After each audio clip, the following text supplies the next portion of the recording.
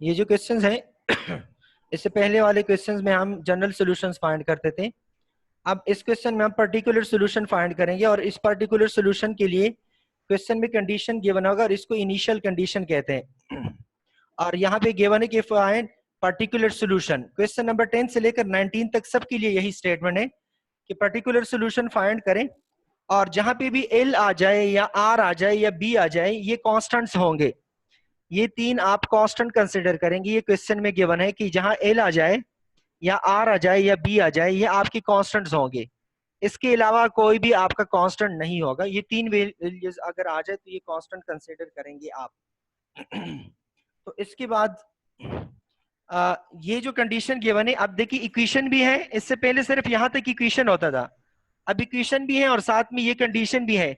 इसको initial condition कहते हैं, इनिशियल कंडीशन। और इस तरह के क्वेश्चंस को इनिशियल वैल्यू प्रॉब्लम कहते हैं, इनिशियल कंडीशन। मैथ्स में दो किस्म के प्रॉब्लम्स होते हैं, एक इनिशियल वैल्यू प्रॉब्लम होता है, एक बाउंड्री वैल्यू प्रॉब्लम होता है। इस प्रॉब्लम को या इस इक्वेशन को या इस क्वेश्चन को कहते हैं इनिशियल वैल्यू प्रॉब्लम या इनिशियल वैल्यू क्वेश्चन। इसको कहते हैं initial value problem, initial value problem. और कभी कभी बुक में गिवन होता है कि सॉल्व द फॉलोइंग IVPS, इससे गिवन होता है कि सॉल्व द फॉलोइंग IVPS। इसका मतलब है solve the following initial value problems, initial value problems. Initial value problems को शॉर्टकट हम रखते हैं IVP। तो कभी कभी ये भी होता है कि सॉल्व द फॉलोइंग IVP, तो फिर आपने इसमें कंफ्यूज नहीं होना कि IVP इसका मतलब है कि यही है। IVP means initial value problem. अगर यहाँ जीरो के अलावा कुछ और वैल्यू आ जाए तो फिर उसको बाउंड्री वैल्यू प्रॉब्लम कहते हैं। अब देखिए यहाँ जितनी भी कंडीशन है सब जीरो पे गिवन है, जीरो पे गिवन होंगे। वो आपके लेवल के नहीं, आप छोड़ दे, बस इसको इनिशियल कंडीशन कहते हैं और ये इनिशियल वैल्यू प्रॉब्लम्स है। अच्छा, इसके बाद अब इसको कैसे सॉल्व करेंगे। ये y प्राइम है। देखिए अब यहाँ वेरिएबल मैंने आपको बताया कि इसको आपने देखना है।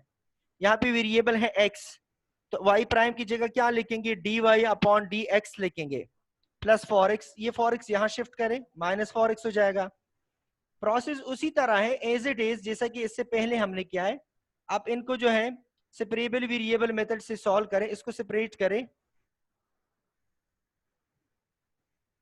जब सेपरेट करेंगे तो देखिए ये यहाँ पे मल्टीप्लाइड हो जाएगा, माइनस 4x dx आ जाएगा। अब दोनों साइड्स को इंटीग्रेट करें। जब इंटीग्रेट करेंगे ये आ जाएगा वाई स्क्वायर अपॉन 2 और ये आ जाएगा माइनस 4 अपॉन 2 एक्स स्क्वायर या 4x स्क्वायर अपॉन 2। इससे आ जाएगा एक्स स्क्वायर अपॉन 2, इसका आ जाएगा वाई स्क्वायर अपॉन 2। और कांस्टेंट आप इंडिपेंडेंट वेरिएबल की तरफ लगाएंगे। इंडिपेंडेंट वेरिएबल x है, डिपेंडेंट वेरिएबल y है, तो यहाँ आप कांस्टेंट लगाएंगे। या शॉर्टकट में आपको बता रहा हूं, देखिए y जहां y आ जाए या r आ जाए या s आ जाए, ये तीनों मैथमेटिक्स में कॉमनली हम इसको डिपेंडेंट के तौर पे यूज करते हैं। इसको डिपेंडेंट के तौर पे यूज होता है या यूज करते हैं। अगर x आ जाए या थीटा आ जाए या t आ जाए, इन तीनों को हम इंडिपेंडेंट के तौर पे कॉमनली यूज करते हैं। तो बस इतना ही होना चाहिए आपको याद कि y डिपेंडेंट है और x इंडिपेंडेंट है, या r डिपेंडेंट है और थीटा इंडिपेंडेंट है, s डिपेंडेंट है और t इंडिपेंडेंट है। तो यहाँ आपके लेवल पे कॉमनली x और y ही यूज हुआ है, तो अब y को डिपेंडेंट कहें और x को इंडिपेंडेंट। तो यहाँ मैंने c लगाया। अब LCM मैंने लिए 2c हो जाएगा, 2c की जगह वापस c लगा दें, ये मैंने c लगाया और ये 2 इस 2 के साथ कैंसिल करें, रूट ले ले तो ये plus minus minus 4x square plus c आ जाएगा। अब यहाँ पे c जो है देखिए ये अननोन है, क्योंकि c की कुछ भी वैल्यू पॉसिबल है कि आ जाए। तो इसके लिए मैं इनिशियल कंडीशन अप्लाई करूंगा। अब इनिशियल कंडीशन कैसे अप्लाई करूंगा, देखिए ये इंपॉर्टेंट है, अक्सर स्टूडेंट्स भी कंफ्यूज होते हैं। इनिशियल कंडीशन देखिए ये गिवन है y ऑफ 0 इक्वल टू 3 और यहाँ पे मेरे पास आंसर क्या आया, y is equal to plus minus minus 4x square plus c। देखिए ये आया y is equal to, y means y of x plus minus minus 4x square plus c। ये जो डिपेंडेंट इंडिपेंडेंट वेरिएबल है इसका मतलब ये इसके साथ है ब्रैकेट में, लेकिन हम लिखते नहीं है। तो अब यहाँ ब्रैकेट में क्या है, देखिए क्वेश्चन में यहाँ ब्रैकेट में क्या गिवन है, 0 है ना। इसका मतलब है कि यहाँ ब्रैकेट में आप 0 लेके, तो ब्रैकेट में 0 जब लिखेंगे तो ये किस वैल्यू पे आपने 0 लगाया, कौन सी वैल्यू पे मैंने 0 रिप्लेस किया बताएं? x पे रिप्लेस किया, क्योंकि मुझे y ऑफ 0 चाहिए, तो मैं x पे 0 रिप्लेस करूंगा। जब x पे 0 रिप्लेस करूंगा तो यहां भी 0 रिप्लेस करूंगा, क्योंकि मैथ्स में इक्वेशन में एक साइड पे जो वैल्यू लगाएंगे दूसरे पे भी आपने वही लगाना है। प्लस c आ जाएगा, c एज इट इज आएगा, तो ये टर्म तो 0 हो जाएगा। y ऑफ 0, अब इस टोटल y ऑफ 0 की वैल्यू क्या है, पूरे y ऑफ 0 की वैल्यू ये देखिए गिवन है, y ऑफ 0 की वैल्यू क्या है, 3 है, तो इसकी जगह 3 लगाए। 3 is equal to plus minus under root सी।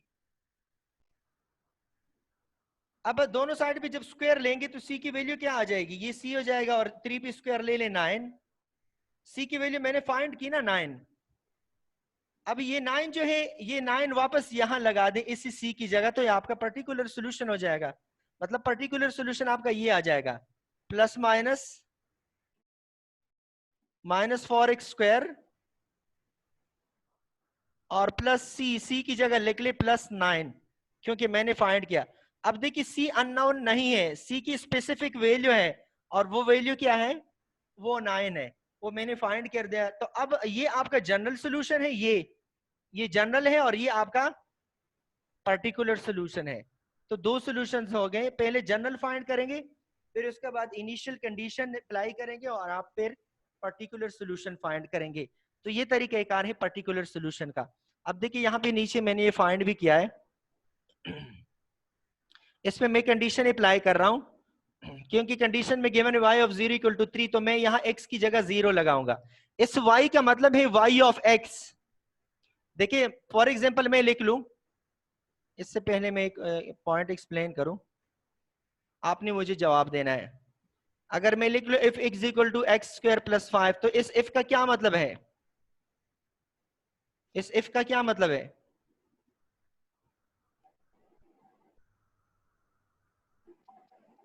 इस if का मतलब है f ऑफ x, क्योंकि यहाँ पे वेरिएबल x है। अगर मैं लिख लूं f is equal to x² + 2y + 3, 2y + 3, अब इस if का क्या मतलब है, f x और y, इसका मतलब है कि अब दो वेरिएबल है इस साइड पे, तो f ऑफ x y मतलब है इसका। अगर यहां पे मैं लिख लूं कि f is equal to x² + y² + z²,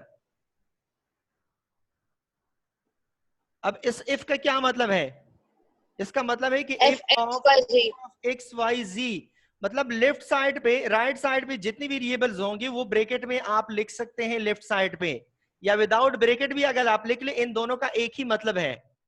इसका मतलब है कि वे फंक्शन में कितनी वेरिएबल्स हैं ये रिप्रेजेंट करता है। ठीक है,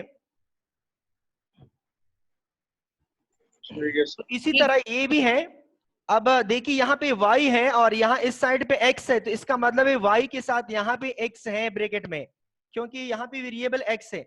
अगर सपोज यहाँ पे y भी होता या यहाँ पे t भी होता, तो अब इस y का मतलब है कि y ऑफ x, t दो वेरिएबल्स हैं, इसका मतलब है। ठीक है, तो अब यहाँ x की जगह 0 लगाएं, क्योंकि यहाँ कंडीशन है y ऑफ 0, ब्रैकेट में जो है वो x की जगह लगाएंगे, तो ब्रैकेट में 0 है। कुछ स्टूडेंट्स y ऑफ 0 ब्रैकेट पूरे x की जगह 3 लगाते हैं, ये देखते हैं ना कि y ऑफ 0 इक्वल टू 3 है, तो कुछ स्टूडेंट्स क्या करते हैं, ये कॉमनली मिस्टेक्स है जो मैं ऑब्जर्व करता हूं, कि यहाँ x की जगह 3 लगाता है। अब ये x की वैल्यू नहीं है, 3 जो है ये x की वैल्यू नहीं है, 3 वैल्यू है y ऑफ 0 की। x की वैल्यू क्या है, x की वैल्यू अगर आप इसको कंपेयर करें तो x की वैल्यू है 0। इसका मतलब है x की जगह आप 0 लगाएंगे, यहां भी 0 लगाए, यहां भी 0 लगाए, तो c की वैल्यू आ जाए। अब पूरे y ऑफ 0 की वैल्यू लगाए, y ऑफ 0 की वैल्यू अब 3 है, तो इसकी जगह 3 लगाएंगे। ठीक है, तो ये c आ जाएगा, दोनों साइड स्क्वायर ले ले तो c इज इक्वल टू 9 हो जाएगा, तो 9 की वैल्यू वापस इसी इक्वेशन में लगा दें, तो जब वैल्यू वापस लगा देंगे तो आपका ये आंसर आ जाएगा। अब इस c की जगह 9 लगा दो तो ये पर्टिकुलर हो जाएगा। जब c की जगह 9 नहीं है तो ये जनरल है, जब सी की जगह मैंने 9 लगाया तो ये पर्टिकुलर बन गया। सही है।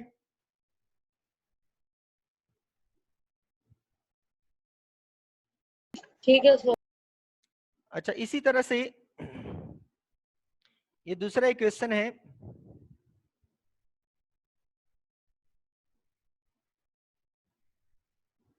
dr upon dt is equal to minus 2tr और कंडीशन गिवन है r of 0 is equal to r naught।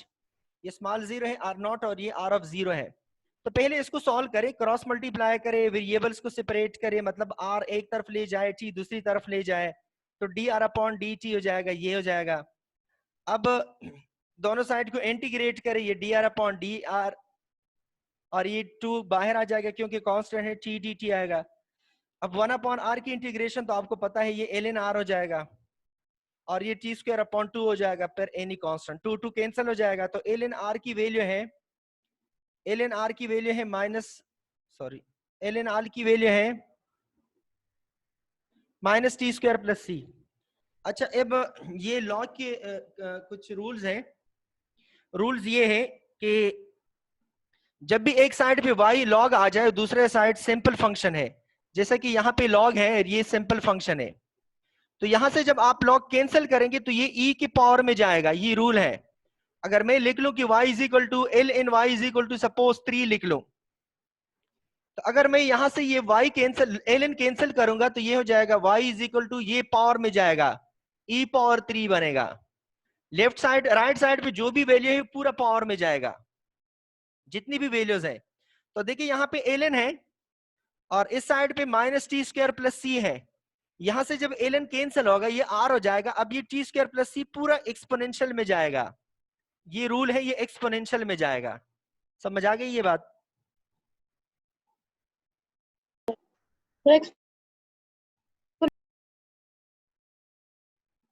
Ji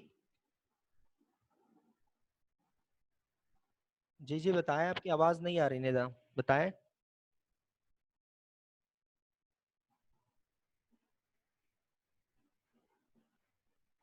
exponential में क्यों जाएगा? जी एक्सपोनेंशियल बताएं। वाला समझ नहीं आया। अच्छा देखिए, ये रूल है, अगर मैं लिख लूं कि for example y is equal to E power x है, y is equal to E power x है, ठीक है। तो अब इसका मतलब क्या है, दोनों साइड पे अगर मैं log ले लूं, ये एल एन वाई हो जाएगा और ये L N E power x हो जाएगा, ठीक है। या इसको हम इस तरह भी लिख सकते हैं, L N Y is equal to X into L N E, क्योंकि आपको पता है कि L N A power B, जब भी पावर आ जाए ये पावर फर्स्ट आएगा, B into L N A, ये रूल है। पावर ऊपर जो भी पावर आ जाएगा इसका मतलब ये प्रोडक्ट में आएगा, तो ये जो पावर है ये प्रोडक्ट में आ जाएगा यहाँ पे, ये मैंने लिखा है। अब एल एन ई की जो वैल्यू है आप फाइंड कर सकते हैं, एल एन ई का मतलब है 1, तो देखिए L N Y is equal to हो गया एक्स, एल एन वाई हो गया क्या, एक्स हो गया ना। अब अगर वापस में यहां से ये एल एन कैंसिल करूं, सपोज मैं वापस एल एन कैंसिल कर रहा हूं, अगर ये वापस में एल एन कैंसिल करूंगा तो ये वाई हो जाएगा, ये वापस एक्सपोनेंट में ही जाएगा।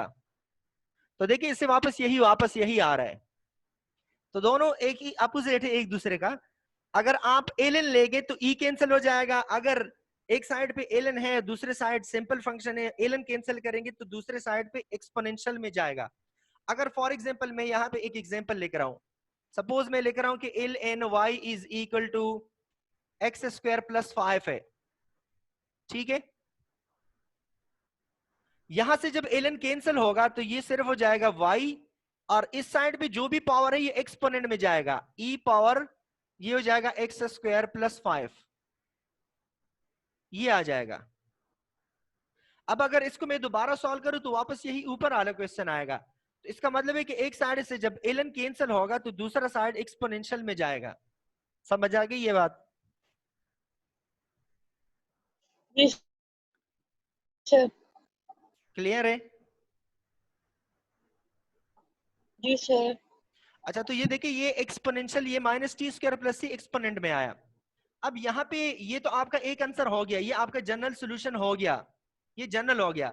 लेकिन क्वेश्चन में क्या है कि पर्टिकुलर फाइंड करे, तो पर्टिकुलर पे हम मैं कौन सा कंडीशन अप्लाई करूं? ये कंडीशन अप्लाई करूंगा ना कि R of zero equal to R nought. ठीक है, तो आर ऑफ जीरो का मतलब है, इस आर का मतलब है आर ऑफ टी, क्योंकि यहाँ पे दूसरा वेरिएबल कौन सा है आर के अलावा? टी है ना, तो इस आर का मतलब है आर ऑफ टी। तो यहाँ पे मैं आर की जगह टी की जगह क्या लिखूंगा? मैं इस इक्वेशन में टी की जगह जीरो लिखेंगे ना, क्योंकि मुझे आर ऑफ जीरो चाहिए। यहां भी मैं जीरो लिखूंगा, यहां भी जीरो लिखूंगा, और सी एज इट इज आ जाएगा। तो आर ऑफ जीरो की वैल्यू, आर ऑफ जीरो दोबारा आप लिख ले, ये ई पावर जीरो मीन जीरो हो जाएगा, ये तो जीरो हो जाएगा। सो यहाँ पे सिर्फ ई पावर सी रिमेनिंग हो जाएगा। और आर ऑफ जीरो के क्वेश्चन में कंडीशन गिवन है कि आर ऑफ जीरो की जो वैल्यू है वो आर नॉट है, तो आर ऑफ जीरो की जगह वैल्यू लगाएं।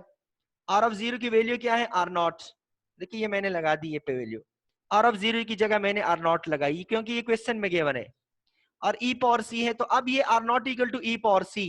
अब देखिए ये ऊपर का अपोजिट केस है, ऊपर वाले का अपोजिट केस है, तो ये R naught is equal to E power C है। अब मुझे सिर्फ सी चाहिए, मैंने यहां से ये ई कैंसिल करना है, तो ई कैसे कैंसिल करूंगा मैं? क्योंकि मुझे सी चाहिए, अब यहाँ पे ई पावर सी है, तो ये ई कैसे कैंसिल होगा बताएं? सर वो एल एन लगा के। एल एन लगाने से ई कैंसिल होगा, तो ये हो जाएगा दोनों साइड का एल एन लिख ले, एल एन आर नॉट, ये हो जाएगा एल एन ई पावर सी। तो ये पावर जो है ये फर्स्ट आ जाएगा, यहां आएगा, तो इसका मतलब है L N R naught is equal to, ये L N R naught is equal to ये हो जाएगा सी एल एन ई, और एल एन ई का मतलब है 1, तो ये एल एन आप कैलकुलेटर से फाइंड कर सकते हैं। L N R naught is equal to C आ जाएगा, तो सी की वैल्यू मैंने फाइंड की, सी की वैल्यू क्या है? सी की वैल्यू फाइंड हो गई एल एन आर नॉट। देखिए ये सी की वैल्यू मैंने फाइंड की, एल एन आर नॉट। अब ये C is equal to L N R naught जो है ये वापस इस ऊपर वाली इक्वेशन में लगाए, ताकि आपका पर्टिकुलर सोल्यूशन फाइंड हो जाए। देखिए सी की जगह अब यहाँ पे मैं क्या लगाऊंगा? सी की वैल्यू मैंने फाइंड की, अब यहाँ पे मैं क्या लिखूंगा? R is equal to E power minus T square, और सी की वैल्यू क्या है? सी की वैल्यू है प्लस, सी की वैल्यू है L N R nought, L N R not. अब इसको मैं अलग अलग भी लिख सकता हूं, इसको मैं यू भी लिख सकता हूं, E power minus T square, E power minus T square अलग लिख ले, multiplied with E power L N R nought. लिख सकते हैं ना प्रोडक्ट में ऐसे अलग अलग, इस तरह लिख सकते हैं ना, क्योंकि अगर एक ही ले ले पावर वापस एड हो जाएंगे ना। जी सर, जी सर। अब मैंने आपको बताया कि जहां भी ई और एल एन आ जाए, ये ई और एल एन कैंसिल हो जाएगा, तो यहां से क्या आएगा? सिर्फ आर नॉट आएगा। अभी मैंने आपको बताया, या यहाँ एक्सप्लेन करूं कि कैसे कैंसिल होता है? जी सर, जी। देखिए ये इस तरह से होता है, जी सर। देखिए E power L N R naught है ना, E power L N R naught है, तो जहां भी ई पावर एल एन आ जाए ये 1 की इक्वल होता है, और ये एल एन कैंसिल, ई और एल एन कैंसिल हो जाएगा, ये कैंसिल हो जाएगा, इसका मतलब है ये सिर्फ आर नॉट की इक्वल है। अगर फॉर एग्जांपल है E power L N sine X, तो ये सिर्फ सिर्फ इसका मतलब है इक्वल टू सिर्फ साइन एक्स, ई और एल एन कैंसिल होगा। अगर यहाँ पे है ई पावर एल एन 3 है, तो इसका मतलब है कि ये सिर्फ और सिर्फ 3 की इक्वल है। जहां भी ई और एल एन आ जाए ये कैंसिल होता है, और सिर्फ इस ऊपर इसकी इक्वल होता है। फिर समझ आ गई ये? जी सर। तो ये ई और एल एन कैंसिल हो जाएगा, तो ये जो है सिर्फ ये जाएगा सिर्फ और सिर्फ ई और एल एन कैंसिल हो जाएगा, तो ये आर नॉट आएगा इससे। देखिए ये इससे आ जाएगा सिर्फ और सिर्फ आर नॉट, तो ये आर नॉट आप फर्स्ट लिख लें। तो सी की वैल्यू हमने फाइंड की, अब यहाँ सी नहीं है क्योंकि सी की वैल्यू फाइंड हो गई, सी की वैल्यू है एल एन आर नॉट, तो ये आपका हो जाएगा पर्टिकुलर सोल्यूशन। जब तक क्वेश्चन में सी है इक्वेशन में, तो फिर वो जनरल सोल्यूशन है। जब सी खत्म हो जाए, कोई स्पेसिफिक वैल्यू आ जाए उसकी जगह, तो फिर उसको हम कहते हैं कि ये आपका पर्टिकुलर सोल्यूशन हो गया। तो ये पर्टिकुलर सोल्यूशन हो गया इस क्वेश्चन का।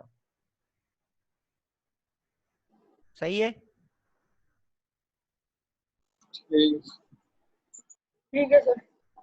अच्छा इसके बाद जो है